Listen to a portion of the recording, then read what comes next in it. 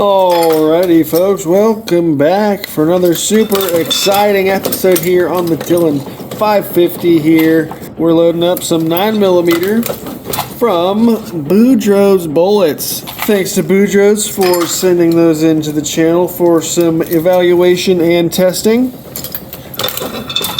I've just been loading some up here. We're using Winchester 244 powder today. Our priming source, we're going to have the Fiocchi small pistol primers we've been running here lately. And these are the Boudreau's Black Gold 125 grain 356 conical nose. Looks very similar to the RCBS, I believe it is. Very excellent design. They feed and function in pretty much every gun ever. And because of that conical shape, it's pretty forgiving in its seating depth due to not running into the rifling or whatever like a big fat round nose kind of thing might in certain barrels. So I'm just using the same seating depth that I did with my Lee version of this. They make a truncated cone with the tumble lube grooves in it. Very, very similar to this. But we've only got a few left here, so I figured I'd bring you guys along, and we'll just show you what's up. So here we are. I reckon I ought to mention we're using just mixed range brass. It's already been processed, sized, and swaged through the APP device, and then we went ahead and dry tumbled that in some corn cob media. I know a lot of you guys are into the wet tumbling, and I do wet tumble also, but I like a nice corn cob, I guess you can call it a dust, but it leaves sort of a nice film or a polishy feel, and it helps your expander ball pop off of there. It kind of helps run through the sizing die. So it sort of acts like a lubricant, a dry lube. Just sort of helps things out. Runs a little smoother. So if you're wet tumbling and you feel like maybe your expander ball is sticking here when you're trying to pull out, perhaps try some dry tumbling.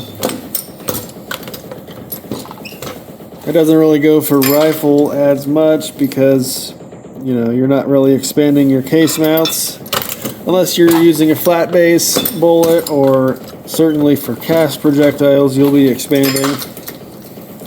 But you might not notice it if you're just a rifle reloader. But I think the corn cob also gives a nice polish as well, but wet tumbling also gives really good results. So really, I guess my preferred method is when I go to the range and pick up the stuff out of the mud, I'm going to wet tumble all that. You can do that once or twice depending on how dirty and muddy they are and tarnished and whatever. You can do one without the pins, just a quick rinse. Okay, I'm back. Sorry for that interruption. I just saw my dog walking by the window, and the dog shouldn't be out there running towards the road, so we had to go save old Puppers. All is good, and I totally lost my train of thought. Let me make sure I've got powder here. We're good there. Wow, I have absolutely no idea what we were talking about, but okay, we got powder. We need to see it. Okay. Woo! Almost had a heart attack for some reason. Recently, my back door hasn't been latching unless you hit the deadbolt. So, the weather, swelling and contracting and whatever. The back door was just wide open. And old Pupper thought she'd go for a walk. So, we had to bring her back in. And I'm pretty close to a highway right over here. And we don't need that. So, welcome back, folks. Thanks for hanging out during the show here. We're just reloading some Boudreau's bullets here, high-tech coated once again, and this looks freaking sweet. I think they did a gold coat underneath, and then you do black on top. Because if you're unfamiliar, high-tech coating, you have to do more than one coating. I think I've heard that.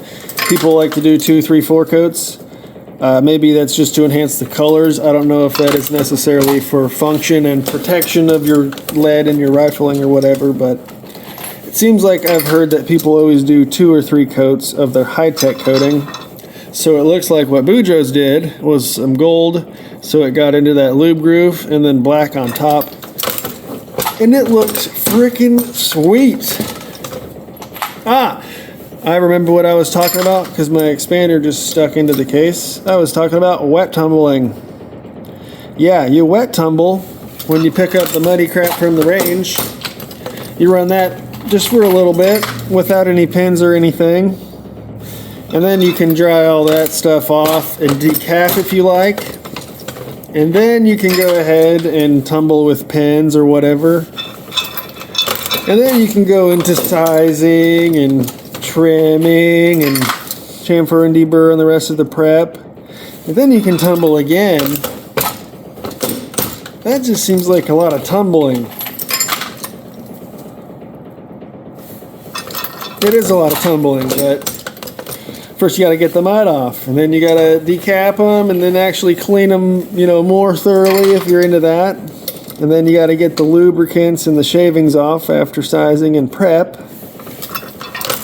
So there's multiple times my brass gets tumbled before it gets loaded. And I've even heard of people using the dry tumbler for their loaded ammo to just give it a really nice, clean, polished factory look before they put it up for storage or whatever. And sometimes the lubricants or the polishing compounds, they can help keep your brass from tarnishing or weathering, over time. So that's what some people do. I don't necessarily tumble my live ammunition. I don't think there's any, I won't say zero chance of ignition going off, but there's very, very, very small chance of some vibration causing a primer to be stricken by something, some other part of the case, and setting that off. So I don't see that as a problem. What I do see as a problem is that I just didn't put the bullet there when we seated. So now we have to come out of stage 1 so we don't pop out the new primer. And we have to dump this on stage 2 so we don't double charge.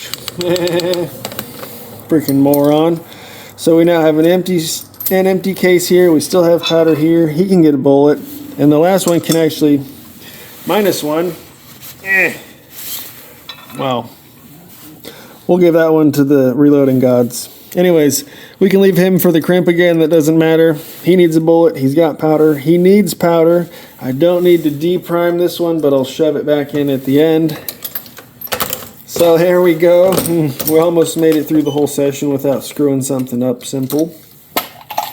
Okay, now we can go on as normal. Yeah, we almost made it, guys. We almost did it. And I lost my train of thought again because we had a loading mishap there without the bullet. Because what an idiot. Well, this video is essentially a dumpster fire, but I hope you guys are enjoying the visuals perhaps. Let me know if you have any experience with these Boudreau's bullets. They look freaking sweet. I have some in 38 Special 357 to try out, and I've got some heavier 45 caliber stuff to try out in the Colt as well. So that'll be freaking sweet. Make sure to stay tuned for those. And then what kind of rifle stuff do you guys want to see? This year I want to do more rifle loading. Dig a little deeper and actually refine and finish some loads. You know what I'm saying? Other than just that initial, oh yeah, we tried a few different charges and that 1 out of 5 looked better than the others. No, that's really not quite load development. That's just, I don't know. We can go much deeper than that. And that's the goal for this year. So what would you guys like to see in that kind of realm? Because I'm at a 9mm here from Boudreau, so we're going to wrap it up. And that's going to be all for today, folks. So let me know down below what's up. Thanks for hanging out, guys. And we'll see you in the next video. Peace.